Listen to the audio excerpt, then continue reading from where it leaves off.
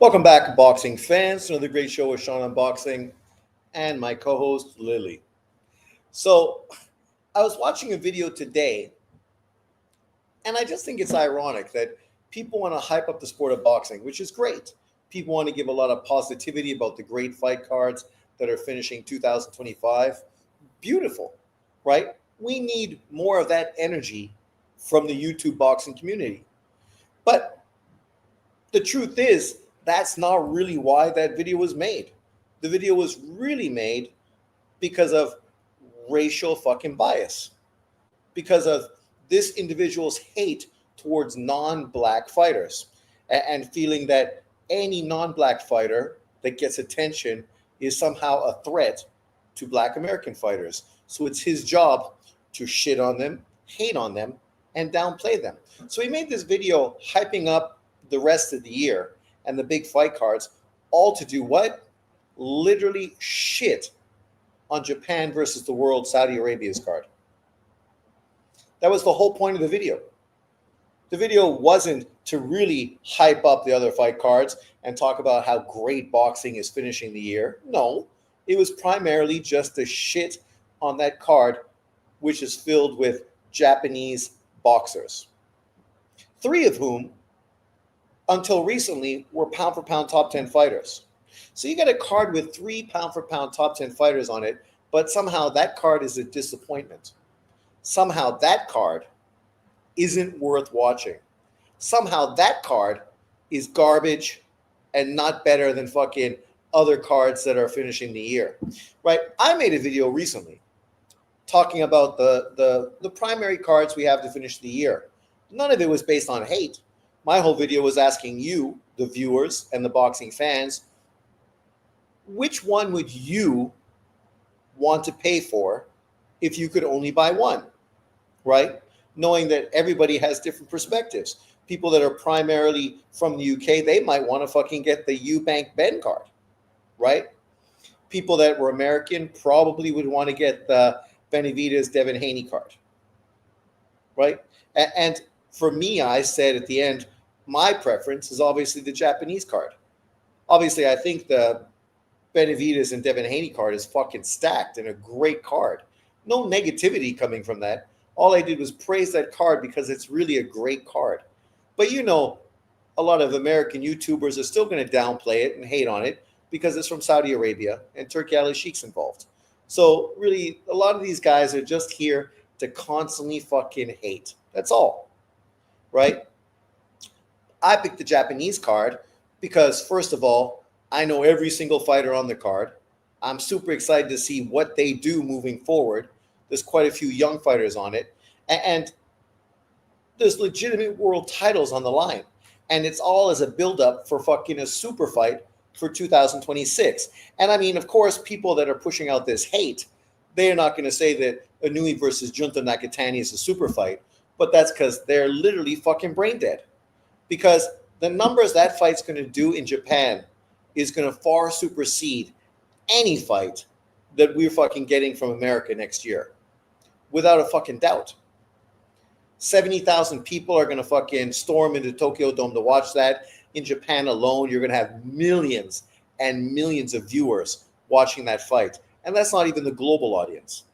So that is a fucking super fight. Is it a super fight in America? No, because unfortunately American boxing fans fucking tend to be fucking tribalistic. And that whole tribal racial narrative is really what fucking skews and fucks their brains. That's why you can't really listen to anything they say because they're not really boxing fans. And I just saw a statement here that echoes because, when I heard that statement, I was like, what? Really?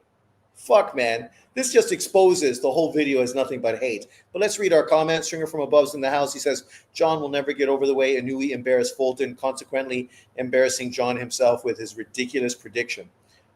And the fact that he was going to put Inoue pound for pound number one if he beat fucking Fulton, which of course he relented and didn't do. JA says, people in the UK will buy the November 22nd card because of Yard. And Benavidez has a decent fan base himself. And the card's just fucking deep. It's got a lot of great fights on it. It is by and far the best card for sure to end the year. I'm hyped for all three cards. Me too. As a boxing fan, I'm hyped for all three cards. Obviously, there's different level of which ones I think are better, but still, I'm happy when we get boxing.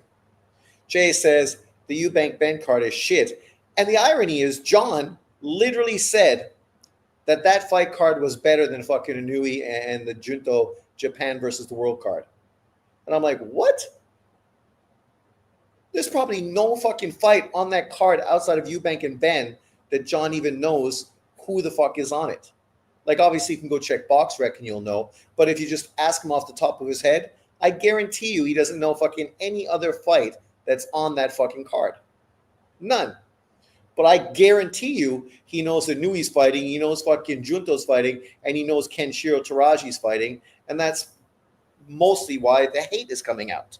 Because he fucking is hated on all three of those fighters consistently. For no reason.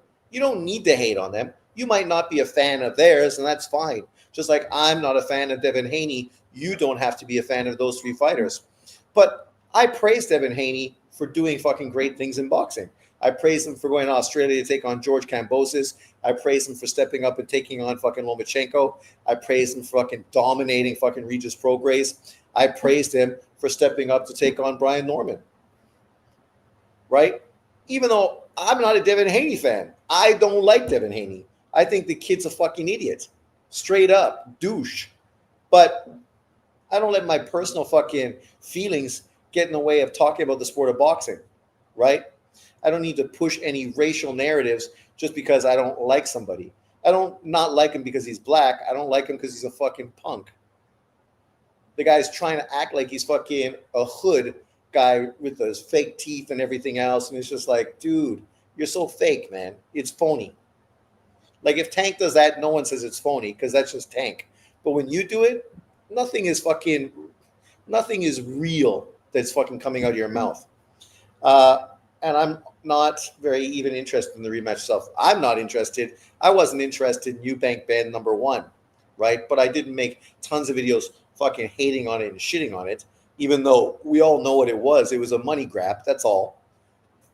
And the rematch is just an extension of that. It's just another opportunity to fucking fleece UK boxing fans for money that's available. The money's there, so they're going to jump at the chance to get it. I can't hate them for it, but it doesn't mean I'm excited about it. When I made my which fight card of the year are you most excited to watch and which one you'd pay for, I didn't even mention the Eubank Ben card. I don't think.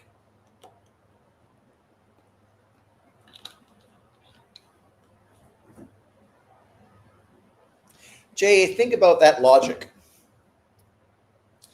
You're more interested in watching two guys that fucking are not even fucking world-class fighters. One of whom is a welterweight fighting a fucking 168-pound fighter. Like, if that was fucking Canelo, we saw the weight bully fucking hate that was thrown towards him. How come John hasn't fucking said the same things about Chris Eubank? Because Chris Eubank literally is fucking doing the exact same thing, but worse with regards to fucking Ben, right? Literally pulling a welterweight all the way to 160 so you can fucking do a money grab. Like, there's no legacy attached to that fight outside of their name recognition based on the legacy their fathers created before them, right? But Inoue and Junto are scheduled for a fucking super fight in 2026. It's very normal, almost fucking historically the norm for two great fighters who are scheduled to fight each other, to fight on a card together, to hype up and build up momentum for what is going to be a super fight. That's always happened in the sport of boxing. This is no fucking different. The only difference is these guys are Japanese. And when you're a racist like John, that's enough to make a video trying to praise boxing, yet really all you're doing is hating on fucking this fight in Saudi Arabia. Nah, John definitely made that video just to hate on Inoue and Japanese fighters. Of course he did. He will say whatever he wants to say. All these fights are fucking not even 50-50 fights. You don't even know who the fighters are. So how do you know if they're 50-50 fights or quality fights anyway? Picasso is Inoue's fucking mandatory. So now it's not, Inoue isn't supposed to fight his mandatory, right? Like literally, this guy and fucking guys like him made 150 videos talking about how Lomachenko is ducking Devin Haney, who is his mandatory, even though Lomachenko is fighting for unification, which we all know means that fucking mandatory means fucking nothing. But still, they ignored what historically is the norm to push a fucking narrative, right? And then when Dillian White was Deontay Wilder's mandatory, they fucking skipped over it, made excuses. They're fucking so hypocritical. They contradict themselves literally every time they fucking open their mouths. It's sickening. Yes, Bobby, back to back. All for you, son. But, today I want to talk at some of these fight cards, and I want to show you some historical fight cards, primarily PBC cards. Because it's ironic, because if you, like me, watch boxing, you know that historically a lot of PBC cards that you had to pay pay-per-view price for had very weak fucking undercards. But yet guys like John and other people literally defended them. You had the whole PBC fanboy crew fucking literally defending everything the PBC did. And this is just hindsight. So whether you paid for the fight or not, and if the fights turned out better than expected, it is what it is. We don't know how the fights on the Japanese card are going to turn out. You could potentially have some historical fucking upsets and crazy kind of shit happen. If Inoue fights Junto next after Picasso, that's fine. MJ to Picasso to Junto. Exactly. You fight an ex-unified world champion who is your mandatory. You fight Picasso, your mandatory, and then you fight Junto Nakatani, a pound-for-pound top 10 fighter moving into his fourth weight division for greatness. Like, what else would you expect Inoue to do? And then you'll say, oh, well, Inoue doesn't benefit at all from fighting Junto Nakatani. No, not at all, eh? So if he beats Junto Nakatani, that's not going to fucking build his legacy, his legend in Japan. He's legendary already. But to win a fight of that magnitude, an in-country fucking matchup with that kind of magnitude attached to it, that's historic. That's going to be the kind of fight that's fucking talked about by Japanese boxing fans fucking forever. Forever. Forever. And the irony is if Junto wins, guys like John are going to use that as a way to fucking discredit and hate on Inoue and talk about how, see, he's overrated. He's not as good as Bud Crawford. Because this is how fucking melanin fucking is in their head that they just fucking think everything is racial. Blatantly, consistently. Do you think Junto will be the last fight at 22 for Inoue? I do, depending on how the fight goes. If he wins the fight, then I think he will go fight Nick Ball, probably in Saudi Arabia, to become a 5-weight world champion. If the fight's close, competitive, or potentially an upset, I could also see easily a rematch between Inoue and Junto. In these smaller weight divisions, to get really fucking rematches and trilogies, that shit's historic, right? You think about some of the great trilogies we've had in boxing history, especially from the smaller weight divisions. People didn't give a fuck that people got beat, right? People weren't using that as a way to hate on fucking Morales and Barrera or fucking Juan Manuel Marquez, younger brother, who fought Israel Vasquez and things of that nature, or fucking Michael Carbajal when he fought that other Mexican fighter, what's his name, Gonzalez, right? People weren't hating on dudes for losing those fights. That shit built their fucking legacies. That shit is historic. When people talk about the greatest fights in boxing history, those fucking trilogy fights are what people talk about, right? When people go back and rewatch fights on YouTube, those are the fights people fucking go back to rewatch. The biggest thing we can say about Deontay Wilder's legacy is his trilogy with Tyson Fury. Even though he didn't win any of those fights, the last 2 fights were fucking legendary fights, right? A lot of that because of fucking Deontay Wilder, his toughness and determination to win. He didn't win, but he put on such a great effort because of his determination, right? His hunger to beat Tyson Fury. And it made those fights fucking great. Far better than you could have expected, right? Really excellent fights. Do you think Junto? Yeah, I do.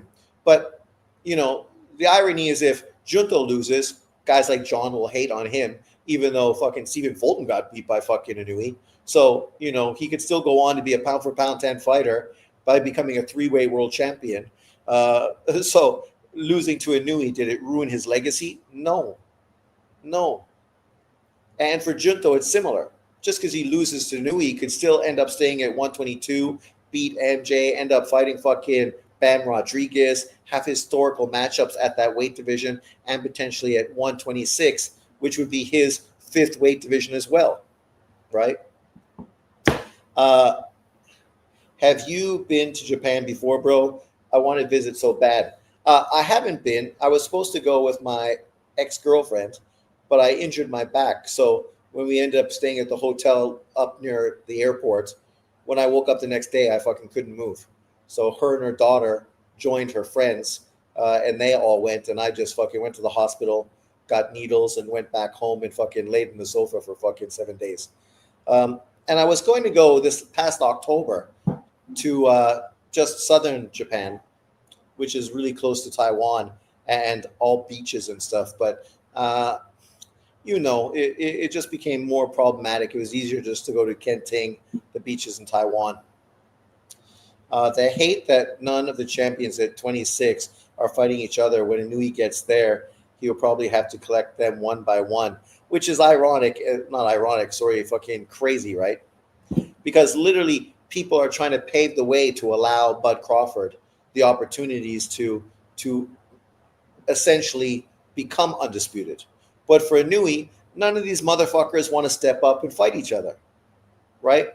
They'll all rather wait, taking on piss poor fucking opponents, and just wait to get fucking a money payday from Inoue, right? All of them. The only one you can give a pass to is fucking Fulton.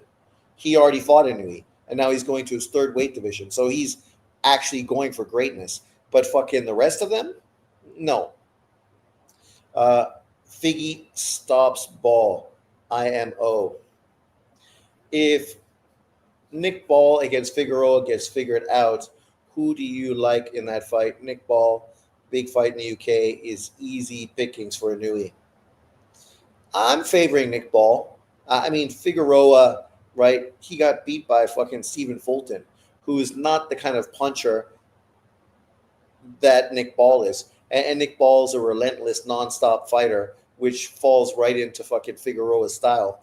But I don't know if Figueroa has the power or the speed to beat Nick Ball at that weight class. I don't think so.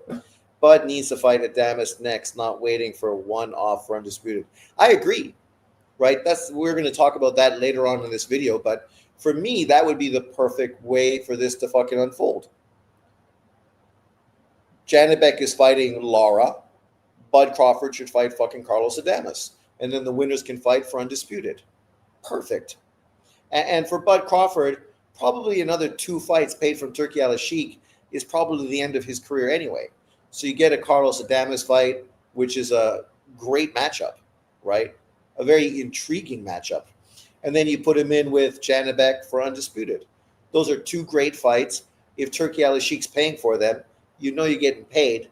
And then potentially it opens the door for you to become a 4-weight Undisputed champion and a 6-weight world champion. So, like, the historical fucking legacy stuff Bud Crawford is accumulating is ridiculous.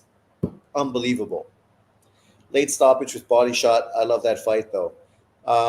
Different styles, but I thought Goodman arguably beat Ball. It was close. Yeah, it's too bad that Goodman fucking dropped the ball 3 times to not get a fucking Inoue fight. All to do what? Fight Nick Ball, right? But yeah, let's scroll through this shit and break it down, talk about it. So this concept alone, I think, is fucking excellent, right? That's one thing you got to love about Turki Al-Sheikh in Saudi Arabia. A lot of the concepts they're doing to try to excite boxing fans, to make things more interesting. You see a lot of the hype videos that they make, fucking excellent, right? Really creative, really fucking high end shit that they use to hype up these fights, right? And this is going to be no different. I already saw pictures of Inoue dressed in his samurai, gear, and Junto dressed in his samurai gear. Those pictures are out there. You know that the video for the buildup of this is going to be fucking cool as fuck, right? Samurai, sword fucking fighting, ninjas, all kinds of crazy shit. But above and beyond that, it's great to see these Japanese fighters get such a large fucking platform to showcase themselves, right? And it's something that other fighters get all the time. So what's the issue with these guys getting a showcase like that? And the irony is Japan always finishes the year with big cards in Japan, right? No other fucking countries or America, they never do that. Japan consistently from the 30th to 29th to 31st always has big fight cards in Japan. So this is just taking that tradition, bring it to Saudi Arabia and fucking juicing it up, right? Like making it even bigger and better than it usually is. And so that in itself is excellent. Even though timing for me, of course, I prefer the fights were in Japan because Japan time frame is the same as mine. So that's super convenient for me. Saudi Arabia is a kick in the nuts, right? It's not convenient at all. The only good thing is, hopefully, I'll fucking get to go to Saudi Arabia. No, Tenshin Nasukawa is not on this undercard. He's going to be fighting Inoue's brother on a different card. So, yeah, so he was already busy and scheduled for something different. But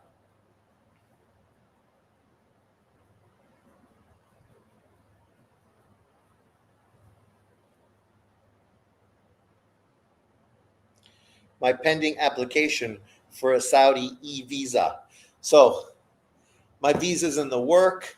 I got my hotel and fucking plane starred, ready to fucking pay for. It's just a matter of me getting a ticket. So let's hope I can get a ticket and I'll be fucking there in Saudi Arabia, man, at the big fight. It'll be excellent.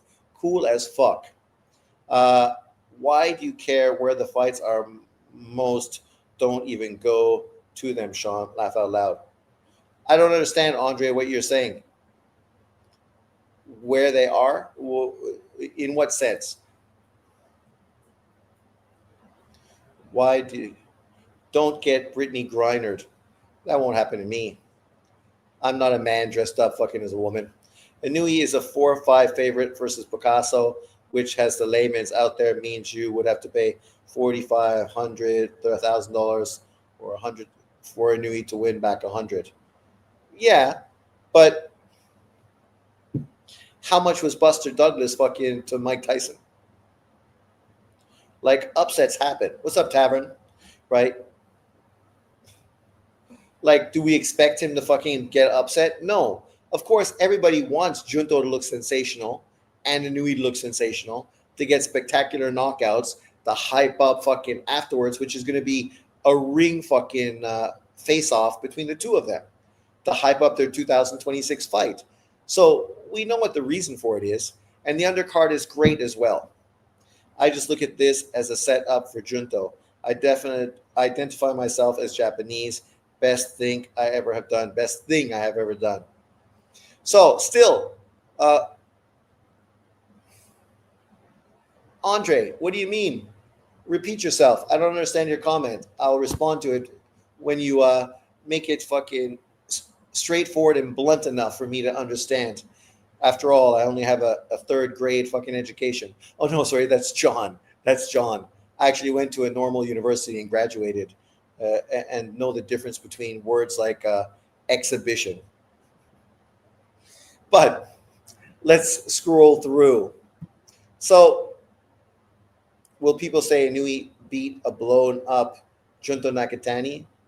Well, it's going to be hard for people to say that when fucking Inoue came up from a lower weight division than Junto did at the beginning of his career and is fucking visibly smaller than Junto when they do their face-off. So, but don't be surprised that the haters from the U.S. say that, because that's what they say. The Inoue, Usyk, Bud have separated themselves from other boxers. That's true, but I also think Bivol deserves a bit of push into that select few as well. I'm just going to close my page so I can see better. So here's the card in Riyadh season, December 27th, Saturday. I mean, Inoue Picasso is a mandatory, right? So Inoue is doing what he has to do so that he can fight Junto Nakatani in 2026. That he's not going to fucking potentially be stripped or fucking held hostage by some mandatory opponent like a fucking William Skull, right? Hayata Tsutumi is going to be fighting James Dickens for the vacated WBA 130-pound title that Lamont Roach fucking is giving up to move up in weight. So it's a world title fight. That's one world title fight. That's two world title fights. James Dickens just had a sensational knockout against one of my favorite fighters, Batagayev, who he fucking destroyed, much to my chagrin. I definitely was not happy seeing Batagayev fucking laid out all over the floor. But I'm happy to see Tatsumi go in there to fight him. What I wanted to see was Batagayev and Tatsumi fight each other. That would have been a real fucking personal interested fight for me to see those two young guys match up against each other. Junto against Sebastian Hernandez, I hear people talk about nobody knows who he is, his resume is garbage. But once again, let me fucking reiterate. How many times has an unknown Mexican power puncher fucking upset the odds? Jaime Munguia, fucking Navarrete, fucking Espinoza. Like, the list is fucking long. Lopez. Like, ask Eddie Hearn how many times his plans have been fucking foiled and ruined by unknown Mexican fighters that literally nobody knew who the fuck these guys were until they fucking beat the champion and became the champion. Sebastian Hernandez Reyes has 18 knockouts in 20 fights. Sure, the level of opposition he's been in with aren't world known and fucking the highest level of opponents, but this is Junto's fourth weight division. He's moving into his fourth division. He's going to be in with bigger, harder punchers. And that's something that will be interesting, how it plays out. And then you got Kensho Taraji coming off of a loss, moving to his third weight division to try to become a 3-weight world champion. So you're going to dick ride Devin Haney and act like what Devin Haney's doing is fucking, oh my God, trying to become a 3-weight world champion by beating fucking Brian Norman, who hasn't fucking done shit in the sport of boxing. Whereas I think what Stephen Fulton is doing, going up to fight Oshaki Foster to try to become a 3-weight world champion, is far more legitimate. Kensho Taraji is moving up to fight Garcia Perez to become a 3-weight world champion, which would put him right in fucking line for a potential Bam Rodriguez fucking super fight. So even if you don't like Kensho Taraji because he's a fucking Japanese guy and you don't like fucking the color of his skin and fucking his slanted eyes and fucking the tea ceremonies and the samurais and fucking whatever else you don't like about Japanese people, right? They fucking blew up Pearl Harbor. Who knows what your fucking racial fucking identity fucking gets in you for. But the fact that the winner, hopefully Kensho Taraji, could potentially fight Bam Rodriguez, that's a great fucking fight. Like, yeah, I think Bam Rodriguez will fucking stop Kensho Taraji. But the fact that Kensho Taraji potentially is going to be fighting a pound-for-pound fighter like Bam Rodriguez, Kensho Taraji was just recently on the pound-for-pound as well. That's a fucking great fight. And that would be for undisputed at 115 pounds. So if Kensho Taraji beats Bam Rodriguez to become a 3-weight world champion and undisputed, he's literally fucking duplicated what Devin Haney's trying to do, right? But Devin Haney will be pound for pound top 3. Kensho Taraji will fucking not even be pound for pound top 10 because nobody knows who he's fighting. Who's Bam Rodriguez? Nobody knows who Bam Rodriguez is. He's more American than he is Mexican, right? That's the kind of fucking bullshit I hear. Then we have Imanga, who's a fucking power punching fucking Japanese fighter in with fucking a tough Cuban. This is a great matchup. Don't be surprised to see fucking Armando Martinez Rabe fucking stop Imanga. Kind of in the same way that Brian Norman knocked out fucking, what's his face? The Japanese guy. Well, I can't think of his name. It could play out exactly because fucking Robbie's a hard punching Cuban, right? So that fight's a great matchup and a dangerous fight. Dangerous. And you know if fucking Robbie knocks out fucking Imanga, fucking guys like John are gonna be like, oh yeah, look, whoa, the blah, blah, blah, blah, blah, blah, blah. You know, he's gonna love it if it happens. And you gotta hype up the cards and fucking be happy about it because potentially it's gonna be something you're gonna use fucking for your racial narrative, right? Then you got Ryota Tatsumi, the Japanese Lomachenko, who potentially is the next great Japanese fighter, stepping up his class in his fourth professional fight. I mean, this card is solid. Perez is a world title fight. Tatsumi is a world title fight. Inoue is a world title fight. Junto is fucking a pound-for-pound top 10 fighter. Ryota Tatsumi is one of the most hyped young prospects in the sport of boxing. And Imanga is a power-punching Japanese guy facing a power-punching Cuban, which could easily end up with a fucking Japanese guy fucking laid out all over the floor. So you tell me what's not to like about this card. Like literally, tell me what's not to like about this card. Because Inoue is such a big favorite over Picasso. Yeah, it's fucking mandatory. You got to do what you got to do, man. Fight your fucking mandatories. Bivol, yep. Today's Mount Rushmore, Usyk, Bud, Inoue, and Bivol, for sure. Oh, Murcio Laura. Thanks, Tavern. Another one. Exactly. An unknown fucking Mexican fighter who went to the UK and fucking blitzed the fucking UK fucking world champion to become a world champion. He did vanish. Fulton Foster, yeah, Japan #1. Let's go, Liverpool. Hey, I'm a happy man. What did I say yesterday, Drunk Irishman? I'd be happy with a fucking draw, right? Just to save us so that we'd be able to beat Man City this weekend. But what's better than a draw? A fucking victory. 1-0 domination versus fucking Real Madrid. Nice. And now if we can go beat Man City, Liverpool's fucking right back in the mix once again. I heard that Arsenal's having injury issues, right? So these kind of things, right? They could fuck your career, your season easily. And we know Arsenal historically has always had those kind of problems. Liverpool historically has as well. So you never know how that shit's going to play out and unfold. But nonetheless, you know, it's interesting. It's still super early in the season. But let's scroll through it because I don't expect people to fucking be, you know, flying to Saudi Arabia to go watch this card like I'm planning on doing it.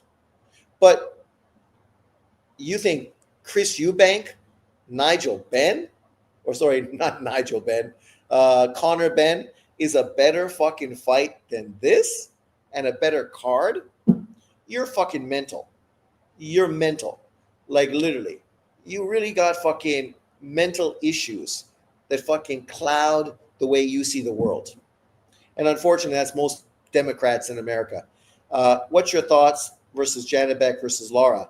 Great matchup. I mean, Laura, of course, is dangerous, but I think at this point of their careers, Janibek should be able to beat him quite convincingly.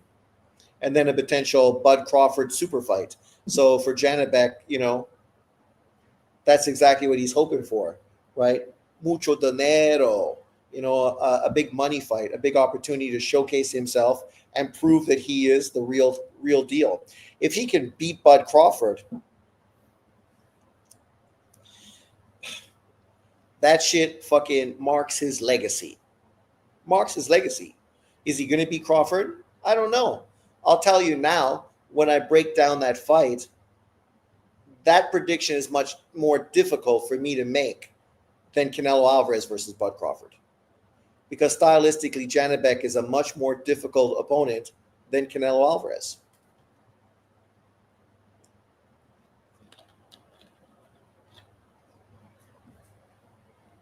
Yeah, he doesn't want money, but when you take on Bud Crawford, you're going to get money. And you're going to get legacy if you win. But if you win, What you are going to get is money regardless. But if you win, you will get legacy. So the opportunity is going to be there for money and for legacy. So let's look at this great fucking card. So this is the rematch, number 2. I mean, I watched the main fight. I admit it. And I watch UK boxing. So when I look at this card, I don't think it's a terrible card. But I know American boxing fans don't know fucking anybody that's actually on this fucking card.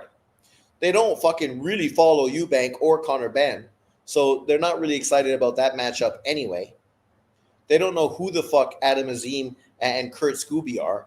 They have no fucking clue. Jack Catterall, they know who he is, and they all think he's fucking boring and garbage. And they don't know who fucking Usman is. So they're not excited about those matchups. Sam Gilly versus Ishmael Davis. They know Ishmael Davis because he's been an opponent versus American fighters historically. Richard Ratpor, they might know him, but probably fucking don't even know him.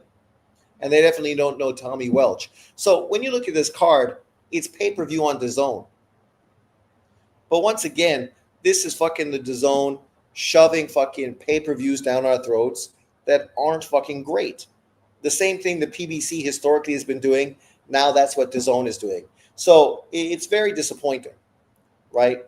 Don't be surprised if most boxing fans cut their subscription from DAZN in 2026 and just fucking steal all the fights off of fucking social media. Because the only way you can make these guys give you what you deserve as a fan is to fucking boycott them by fucking not paying. If this is the kind of pay-per-view you want me to pay for, I fucking won't pay for this shit. The Japan card in Saudi Arabia, of course I'd pay for it. I'm going to fucking Saudi Arabia if I can get a ticket. So of course I would pay for the pay-per-view. The Benavidez Devin Haney card I would pay for as well. It's a fucking great card. Those are great cards. This is a fucking Friday night fight card. There's no world-class fighter on this fucking card. None of these guys are world-class. Chris Eubank ain't world-class. This is the same guy that got fucking beat by who? Groves. And then Groves got fucking beat by Smith, Callum Smith. So there's a definite level to this. And Conor Benn literally hasn't fought anybody. Nobody. The guy's fucking resume is pure garbage. But to act like this card is better than Inoue's card versus Junta Nakatani, where you have 3 pound-for-pound quality guys on the resume and one of the top prospects coming out of Japan, it's like, are you mental? Like, if I don't see this card live, literally, I won't give a fuck. It won't matter. And I won't see it live because this fight's going to happen from like 2 o'clock to 6 o'clock in the morning when I'm sleeping. I'm not going to wake up and pay pay-per-view to watch this fucking card. Guaranteed, no. I'll watch it free on YouTube the next fucking day. Free on fucking YouTube. Eubank Jr. destroys Conor verbally on those face-off shows. Jack Catterall's first fight with Bozy Ennis. That's interesting, right? An intriguing sort of style matchup to see what Bozy Ennis can bring to Jack Catterall's style. Rick Glazer was saying after November, no more pay-per-views from Turkey. Well, that's what Turkey was saying, right? He was saying that they weren't going to do any more pay-per-view on Riyadh season cards or Ring magazine cards, but only to fucking basically, shove a fucking bamboo pole fucking halfway up her ass. Like Ring IQ's talking about how to get the whole sort of thing is going to cost you almost $1,000 fucking dollars. $1,000. Who the fuck in their right mind is going to pay a fucking $1,000 for DAZN boxing? Like literally all I watch DAZN for is boxing. I don't even know what other events they have. They have Japanese baseball. Like I fucking give a shit. Not at all. They got some other bullshit like fucking volleyball, like, pro volleyball from fucking, Kazakhstan. I mean, literally shit nobody gives a fuck about. If they had English Premier League football, okay, I'd be watching it. But in Taiwan, they don't have that. Boxing, I'd watch it. If they had some NBA games, I mean, I have NBA Pass, but the NBA Pass doesn't even work fucking smooth on my TV. It works better on my computer, on my iPad, and my fucking phone.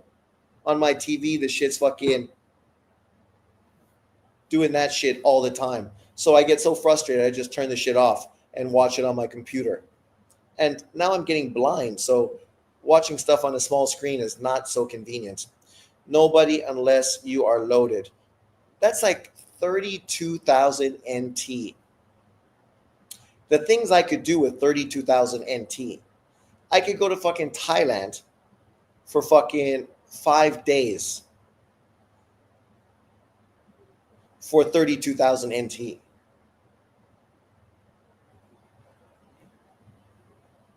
Fuck bitches, smoke weed, hang out at the beach, right?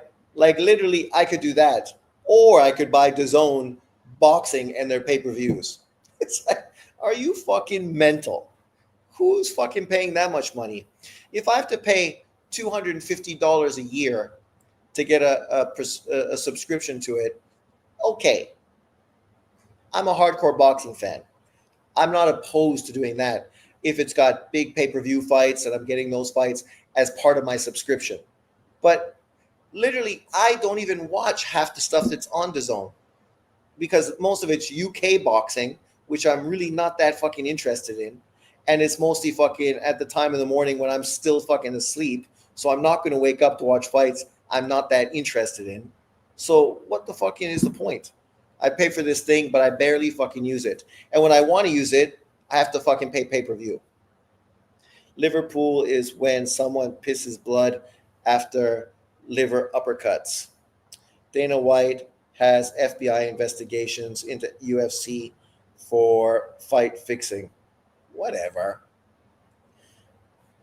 The FBI is over every fucking sport now in America for fixing. So why would they be any different? Dana said it doesn't look good. Well, of course, you know, there's fucking dudes that are corrupt and involved. We talked about that yesterday. Gambling in sports historically has always fucking been connected. Gangsters, gambling, and sports. Those three things have fucking been entwined from the beginning of sports. So for people to act like somehow this shit doesn't happen now, it's like, what are you, fucking naive? It's like the stupid people that go, oh, it's only Canelo Alvarez's fucking team that's using PEDs. Oh, yeah. Sure. That's exactly what's going on. That's exactly what's going on.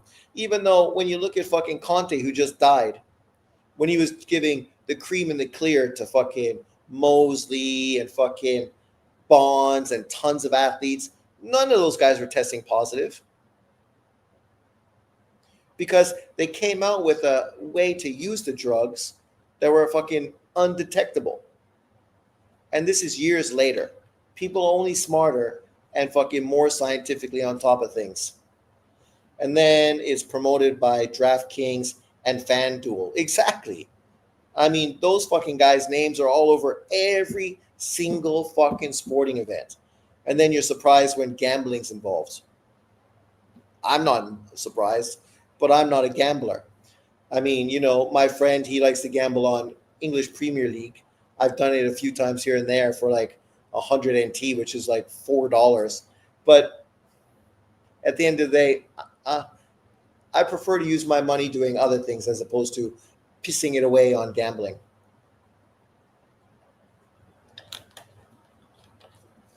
And I don't know if Taiwan is the best place to gamble. But let's scroll through because that card is fucking not pay-per-view worthy. Then we get to this card. I mean, what about this card is pay-per-view worthy? I don't know if it's going to be pay-per-view. It doesn't list pay-per-view here, so that's great. If it's not, then I have no complaints at all. But like, this card is full of fucking literally nobodies. Joshua Edwards, great up-and-coming young fighter. Amari Jones, great young and up-and-coming fighter. No different than Hiato Tatsumi and fucking Ryota Tatsumi or fucking Imana. Young, up-and-coming fighters. At this point, none of them have proven fucking anything. Eric Priest, come on. Fucking Saffir, oh boy. Fulgrim, fucking garbage. And then Virgil Ortiz versus Erickson Lubin. Like, it's a good fight, but we already talked about this. These two motherfuckers literally ducked world title fights to fight each other on this bullshit fucking card in Texas. As if somehow this is really fucking something that boxing fans were asking for. Nobody was asking for fucking Virgil Ortiz to fight Erickson Lubin. Erickson Lubin fanboys like John, they might have been asking for Erickson Lubin to fight Virgil Ortiz Jr. so they could get exposed by the black American fighter. But any real boxing fan wasn't interested in these matchups. Lubin was in position to get a world title fight with Murtazaliev. Why did you walk away from a world title fight? And Ortiz could have fucking fought Xander Zayas in a huge fight, far bigger than this fucking fight. A legitimate pay-per-view. Not a unification fight, sorry, but a world title fight. But he's doing this fight. I mean, the great American fighter is fighting a 6-rounder. Amari Jones is probably fighting an 8-rounder. Oh, no, it's a 10-rounder. Okay. So he's fighting a 10-rounder. Edwards is fighting a 6-rounder. And then Fulgrim is fighting Dave Stevens. Both of those guys are fucking forgettable. Right? Like, there's nothing about this card that excites me. Does it mean I think it's going to be a shit card? No, not at all. I mean, if it's free, I have no problem with it. If it's part of normal DAZN subscription, fucking nice. Finally, a card that's going to be played Sunday morning, my time, and I don't have to fucking wake up at 3 o'clock in the morning to watch it, and it's not full of a bunch of fucking UK fighters that I barely fucking know. Bobby, thank you very much. You're a king among men. Prime Andre Ward versus Prime Bud at 168. But why should Andre Ward even get an opportunity to fight a Prime Bud Crawford? That guy had 2 opportunities to build his resume and fucking build his legacy for undisputed. But he fucking ducked both chances. He could have rematched fucking Carl Froch in the UK for big money. He ducked the opportunity to fucking rematch Carl Froch, right? Like, this guy ruined his career, and now he's angry because of it, because he didn't make as much money as other people do. But that's what happens when you don't take any risk, when you're such an egomaniacal fucking boxer that you think somehow you're a superstar, yet you've never fucking done anything in the sport of boxing. To be fair, Ward is a fucking 175-pound fighter. He fought 175 in the Olympics, went to 168 in the pros, fucking eventually moved to 175, and people act like he did something significant. What do you mean? He fought where he was always fucking really meant to fight. It's just now he's older and it's not as convenient to drain himself. Crawford was a 140-pound fighter for the majority of his career. So, yeah, let's talk about Andre Ward fighting Roy Jones or some legitimate fucking 168-pounders. If you could organize any boxing fights, which ones would you do right now? I'm actually excited for this Virgil Lubin fight. I just hope it's a good fight and Lubin doesn't get blown out like he did against Charlo. Well, that would be a fucking super surprise if that happened. Andre Ward's resume is aging like milk. True. And also, Ward lost first fight against Kovalev. He did. He did come back in the rematch and win convincingly, so hats off for that. Kovalev fucking totally threw his career away, was mentally broken, and that showed. But, yeah, if I could make fights, I would make Ioka versus Roman Gonzalez on a Kenshiro Bam Rodriguez undercard with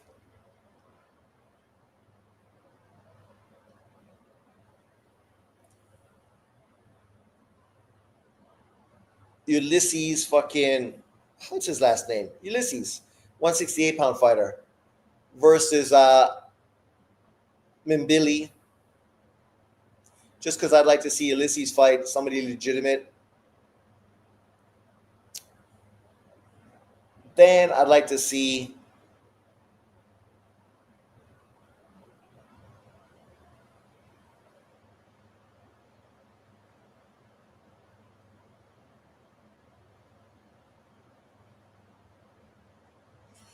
Boots versus Virgil.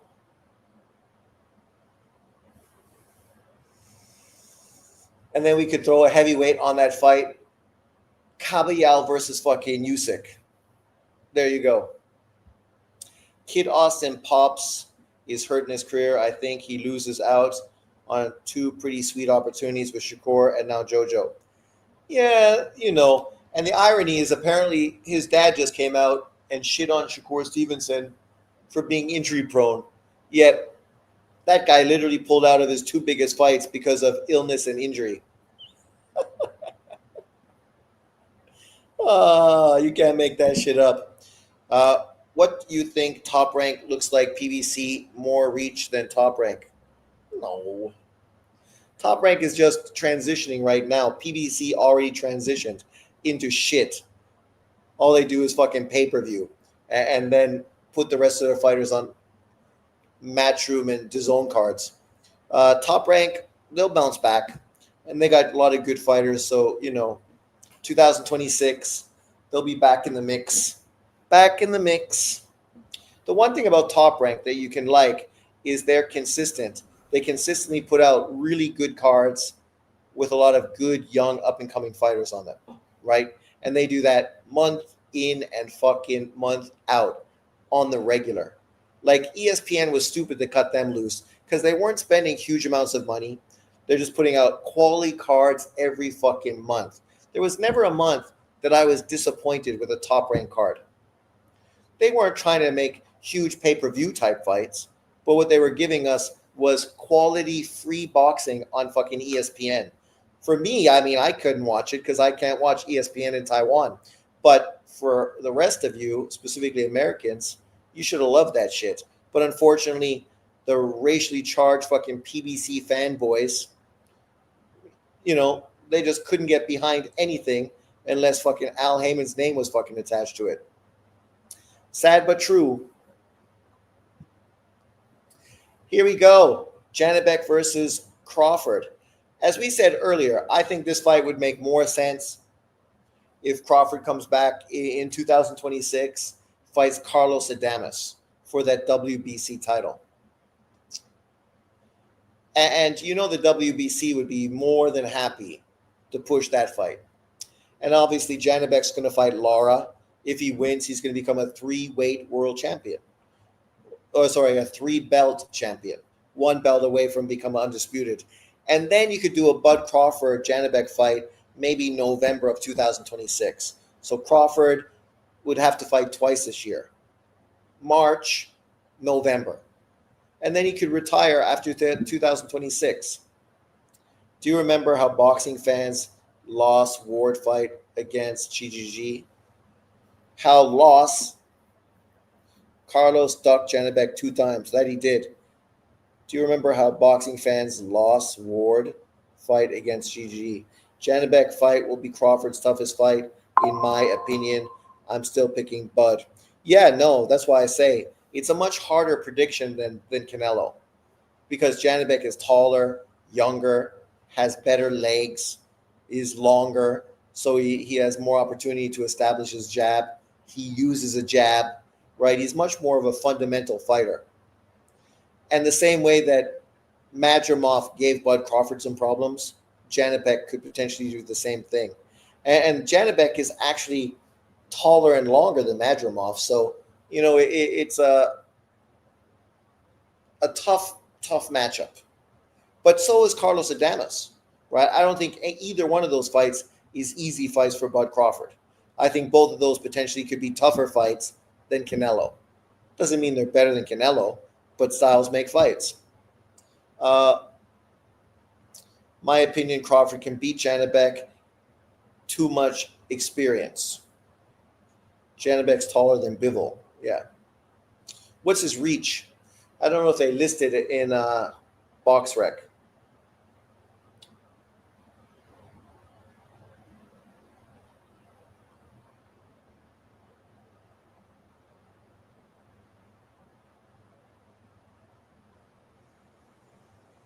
Janibek. What's this?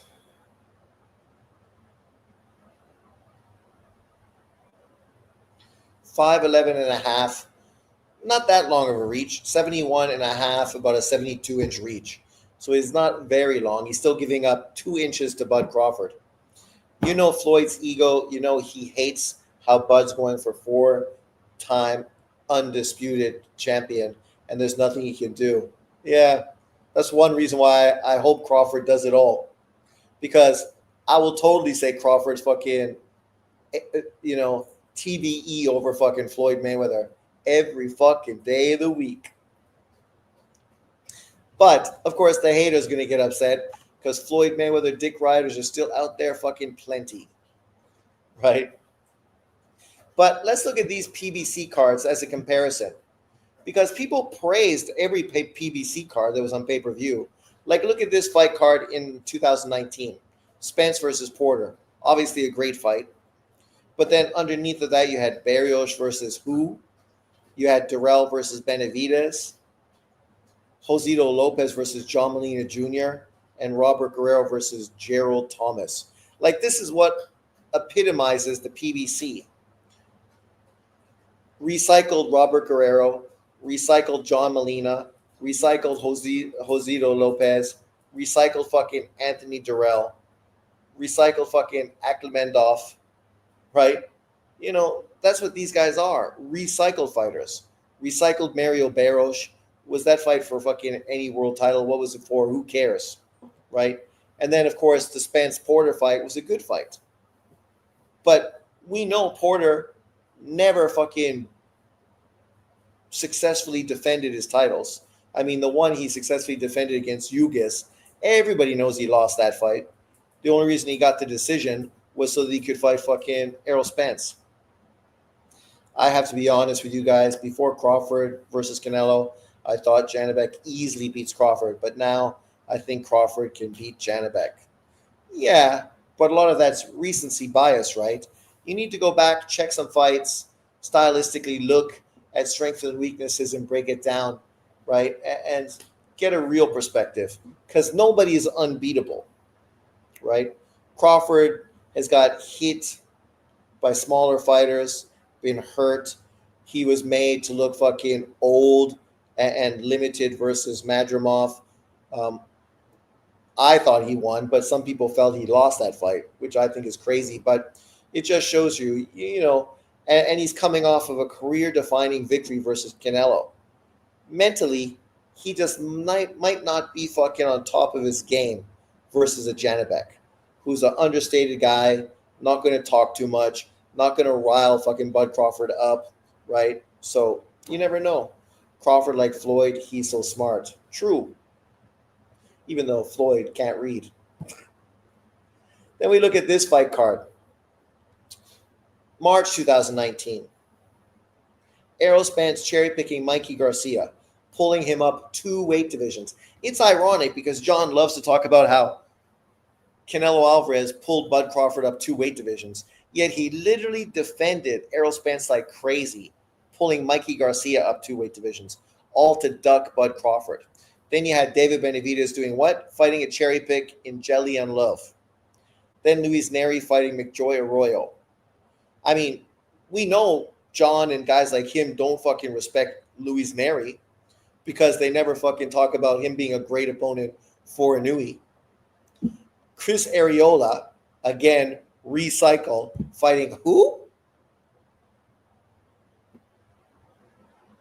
Charles Martin, recycle, fighting who?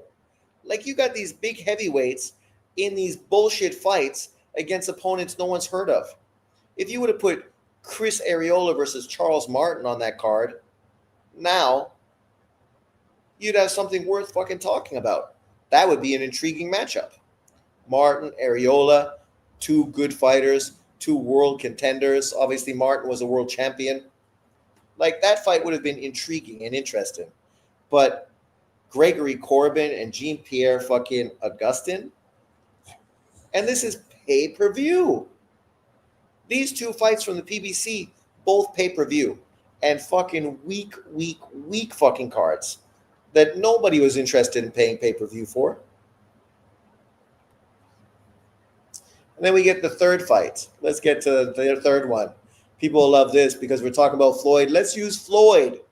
So Floyd Mayweather, in his final fight after what was almost the ruination of American boxing, the Manny Pacquiao Floyd Mayweather fight, took on fucking Andre Berto, who in his previous 6 fights was 3 for 3, had a 50% record in his last 6 fights, and that's the guy Floyd Mayweather chose instead of Keith Thurman. Then you got Roman Martinez versus Orlando Salido, Vanis Martirosyan versus Ishe Smith. Not bad fights, but let's be fair. Roman Martinez was Orlando Salido were shit opponents for fucking Lomachenko. Martirosyan was a shit opponent for Golovkin. So let's not try to hype them up now. Ronald fucking Graville, Christopher Pearson, Ashley fucking Theophane.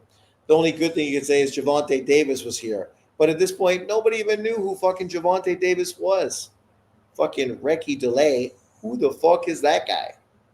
And then you had Badu Jack versus George Groves, which in theory should be a good fight. But unfortunately, Badu Jack was never in a good fight. One of the most boring fighters in boxing history. So was this a great fight card? Was this a pay-per-view worthy fight card? It wasn't, because people literally were criticizing this fight card as Floyd's last fight and the crappy card that it was. Come back.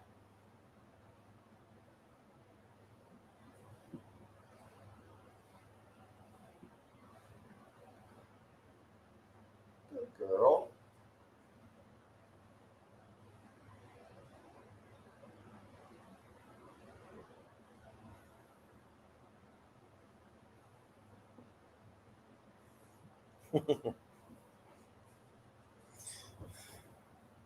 Brushing the dog.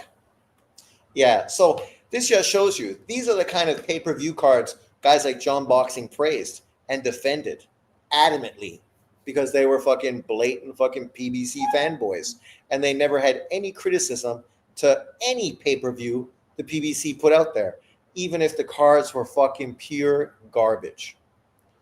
But you're going to be hating on fucking Japan versus the world in Saudi Arabia? 3 fucking elite fighters on that card. Fine, you don't think they're fucking pound for pound, but they are world-class fighters. Kenshiro Taraji, Junto Nakatani, and fucking Inoue, you got to say, is pound for pound. Floyd moved up Marquez 2 weight classes, and on top of it, Floyd missed weight. That's nuts. And ironically enough, it was fucking Ryan Garcia that got criticized for fucking coming in overweight versus Devin Haney, right? Like, these guys are hypocrites because literally to this day, they still defend Floyd pulling Marquez up 2 weight divisions and then fucking breaking the contract weight. But then when you use that analogy to talk about, well, how come you're so angry about fucking Ryan Garcia, but you defend and justify Floyd Mayweather doing it, right? Literally, this just shows you their blatant fucking double standard. And these guys have a million examples of fucking blatant fucking double standards. Danny Dubois versus Frank Sanchez is headed to purse bids, scheduled for November 13. Damn, son. That's a tough fight, right? Danny Dubois coming off of the ass kicking he took versus Usyk, going in there with Frank Sanchez. That's a great opponent. I would have preferred him to take on somebody different because I think Sanchez stylistically could be a little boring. And the way Dubois fights, he might make it a boring fight, trying to stay away from Dubois. So you could have a guy chasing, one guy running. I love how the LDBC praised Spence fighting guys like Mikey and gatekeeping Danny, yet they bash on how Crawford was fighting in Dongu at the time was a better win than anything on Spence's resume. And the irony is, the only reason he was fighting guys like Indongu is because Ndongo is a unified champion. And guys like Danny fucking Garcia and Adrian Broner and Mikey Garcia fucking blatantly were fucking ducking Bud Crawford. Right? Blatantly. Like, the irony is, these guys can't fucking be fair and honest talking about how the PBC blatantly ducked Bud Crawford from 140 to 147 to 154. They can't fucking be honest about how boxing literally ducked fucking Golovkin, right, during his peak in the middleweight division. They were looking for everybody else but middleweight champions to fight him because they didn't want him to get those great fucking wins on his resume. And the irony is, guys like me and you drunk Irishman, all we want to do is see the best fighters fight the best. Nobody gives a fuck about what promotional platform you're on, what network you're fighting under. We just want to see the best fighters fight the best. That's it. And may the best man win. Like, Crawford beat Canelo. I ain't fucking crying about it. I predicted he was going to beat him. I didn't lose any sleep over it. I definitely didn't lose fucking any money. If anything, I would have fucking made money off of that bet. But, these dudes are so fucking delusional.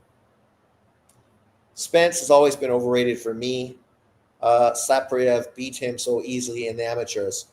Well, and then what's-his-face beat him as well. The guy that Charlo lost to and then rematched, the Argentinian fighter, right? Also beat him. Crawford versus Janibek for me is a 50-50 fight. I think it is a 50-50 fight. Indongo, undefeated, unified champion that beat two belt holders at 140 back-to-back. Yet to the LDBC, that was a trash bum win. Yet little Mikey was a better win. Well, and the irony is, you could say what you want in hindsight, because Crawford easily destroyed Ndongo, and Ndongo didn't go on to do anything afterwards in his career. That's hindsight. What were these people saying in the build-up? People literally, the same people from the PBC fucking Showtime network, fanboys, that say these things to shit on Crawford because they were blowing fucking Errol Spence. These guys literally were talking about the winner of Ndongo versus Bud Crawford deserved to be pound for pound number one because they would be the only undisputed champion in boxing. And because they would be undisputed, they deserve to be recognized as the number one pound for pound fighter in boxing, right? That's the thing John goes in on me because I said, by beating fucking Julius Ndongo to become undisputed and be a two-weight world champion does not make you pound for pound the number one fighter in boxing. And it's true. Nothing has changed from my perspective. Crawford ended up becoming pound for pound number one, not based on that, but based on fucking accumulation of victories and accomplishments. Like everybody should, right? By beating Julius Ndongo, I fucking didn't think Crawford deserved to be pound for pound number one. And the guys that were pushing that, we were saying, so if Julius Ndongo beats fucking Bud Crawford, you're going to put him pound for pound number one? And they're like, yeah. It's like, bullshit. That would have been the same thing that John Boxing said about putting fucking Inoue pound for pound number one if he beat Stephen Fulton. Not only did he beat him, he fucking kicked his ass and knocked him out. The only reason that victory wasn't bigger is because Bud Crawford beat the shit out of fucking Errol Spence later on that year. Right? Two of the biggest dominant performances in boxing over the last fucking 5-6 years. And no surprise, both of those fighters are top three pound for pound. Because they did what you're supposed to do to be recognized. They beat top fighters. They accomplished fucking historical great things. And because of that, they're rewarded on the pound for pound list. Just like fucking Usyk. Just like Bivol. Right?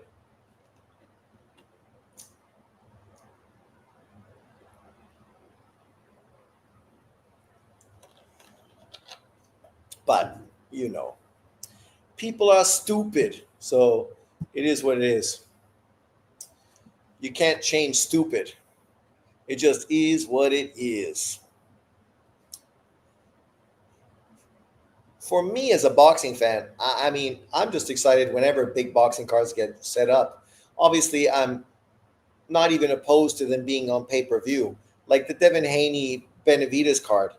You say I have to pay $80 to watch that card. Fuck, I wouldn't fucking think twice about paying $80 to watch that fight card because it's well worth it.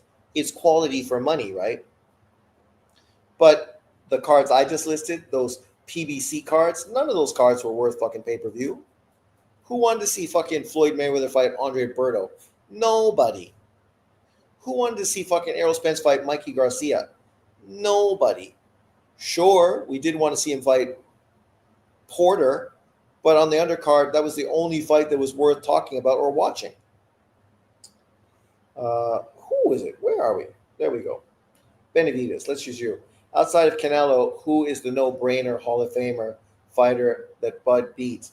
Well, if you believe all of these guys, of course, Errol Spence is a Hall of Famer. Sean Porter is a Hall of Famer. Canelo's a Hall of Famer, right? If we just go by the narratives that most of these pro-PBC, pro-black, anti-white type of people consistently push, Porter versus Spence is an underrated fight. I agree. I was thinking the fight was going to turn out to be very disappointing. And afterwards, I praised the fight for being a great fight and definitely overperforming. Sean Porter literally had Errol Spence's fucking head swollen up like a football. If you know the song, you know the song. But yeah, that fight turned out to be great. Unfortunately, it wasn't a pay-per-view card. This fight card happening November 22nd, you can't be upset about this. Sure, you got 3 fighters on the card that nobody cares about, or 4. Also, Vito Maliki Jr. somehow got added to this card. I don't know when that happened. But him, who cares? Muhammad Akal, he looks good, but no one really cares. Julio Ruiz, nobody cares. Sultan Alamamadav, nobody cares. So you got 4 good fights. Benavides Yard, Brian Norman Haney. Oh, people, what happened? Oh, sorry, I'm blind. Uh, Benavides Yard, Brian Norman Haney, Jesse Bam versus Puma, and Sam Noakes versus Abdullah Mason. It's only 4 fights on that card that are really interesting. Before it was more interesting. Like Better Bia fell off of the card, unfortunately. That would have been interesting to see him get back on. And I can't remember who else. Sean Porter definitely is not a Hall of Famer. But people think he is. Frank Martin will return for the first time since 2024 knockout defeat to Davis, taking on Rances Bartholomew in a 10-round junior welterweight bout. And if we know anything about Rances Bartholomew, it could be one of the most boring fights of 2025. Dude's garbage.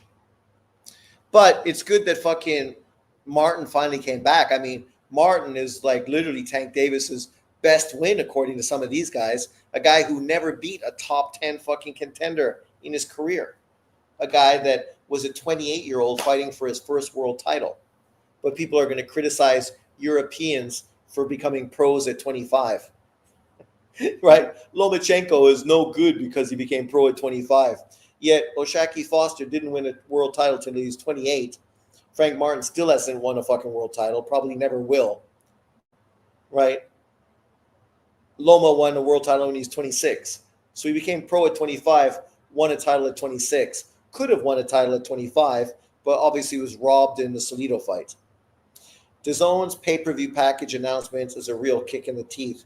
I buy most boxing, but it's time to invest in a Fire Stick. It's too much. They're taking the piss out of loyal subscribers. Well, Paul, if you live in the U.S. and you can use Fire Stick, you should use a Fire Stick, right? I think all Americans fucking should invest in Fire Sticks until these fucking people come down to earth, man. Like, who's going to spend $1,000 a year for just DAZN boxing?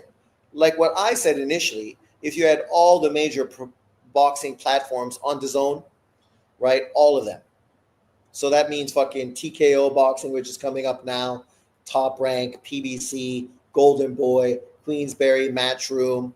You have all of them on fucking DAZN. And then you want us to spend $1,000 a year for all of these guys fighting each other in super fights and super cards. It's still too much. But maybe I could fucking get it because it's just one fucking subscription, one price, one platform, right? But literally, we're going to have boxing from Top Rank potentially on 3 different platforms, fucking PBC on one platform, all these other fucking platforms. Like, they're making it fucking untenable. It's garbage. Garbage. And I'm not anti-PBC, or sorry, I'm not anti-DAZN. But when you do this, literally, you're doing the same thing fucking politicians do to the public. Basically, you show that you don't give a fuck about us, and you're just going to fucking take advantage of us as much as you can. And you can make promises fucking out your ass, but you're never fucking going to deliver on any of them. And every year it's just going to get worse and fucking worse. To a point where, as boxing fans, you're going to lose even more of the fucking audience. You're not going to gain casual boxing fans if people have to spend $1,000 a year to watch boxing. No, you're not. And even the Mexican boxing fans, they're all going to get fire sticks. And then you're going to lose the whole fucking revenue stream from Mexican-American boxing fans who have been loyal. But at a certain point, they're just going to be like, fuck that. SA. I could buy a fire stick from my cousin down the street. Come on. He'll help set it up. That's on Pitbull, Roach prelims, Frank Martin fight. When is this card? Do you see Shakur versus Bam leading the way to become pound for pound number 1 after Usyk, Bud, and Inoue? Well, I don't know if Bam can do it if he doesn't have the opponents. And Shakur, I don't know if he's going to be able to do it either. Potentially they both could, but I think it's probably going to be somebody else. Wardley Parker pay-per-view was the first time it felt like a robbery. Yeah, that was a fucking bullshit pay-per-view. Especially if you're not fucking from the UK.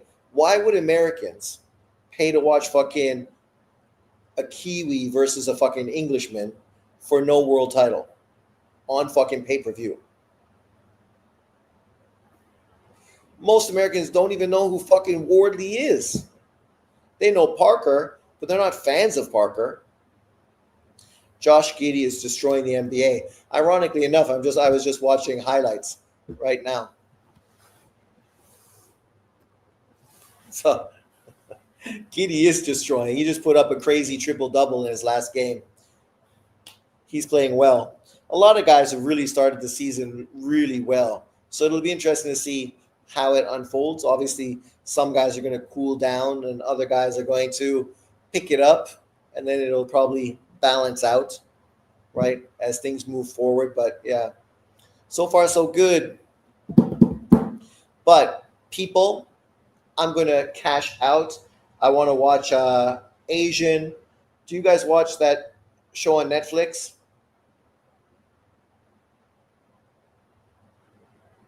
What the fuck's it called? Asian something. Manny Pacquiao's on it, representing the Philippines. It's all these countries. They did it before in Korea, where they just got athletes from around Korea, all different athletes, right, competing to see who's the best physically, even though it depends on what sport and what activity you're doing, right?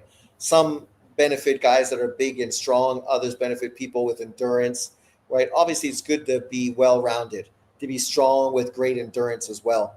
But they just did it. So now instead of just Korean athletes, they got Japanese, Mongolian, Filipinos, Indonesian, Thais, Japanese and Koreans, and Australian. So they're doing like team style. So I'm going to go watch that. If you haven't seen it, you should check it out. You might find it interesting. Pacquiao's on it, right? You know, Manny's great, man. But Pacquiao being a 5'6" Filipino, inevitably he was never going to dominate an event like that. Yeah, they should just all join the zone, which is going to do 20 a month or even 225 a year, which isn't bad. Well, if they all went on it and you end up making super fights, you probably could push that to 500 a year prescription, and people wouldn't really be that bent out of shape, right? Because you'd be getting pay-per-view quality fights, probably 6 to 8 a year. So, but that's reasonable when you don't need to pay more money in subscriptions to watch boxing on other channels. But unfortunately, that's not the way it is. But thanks for jumping in, everybody. I'll see you next time.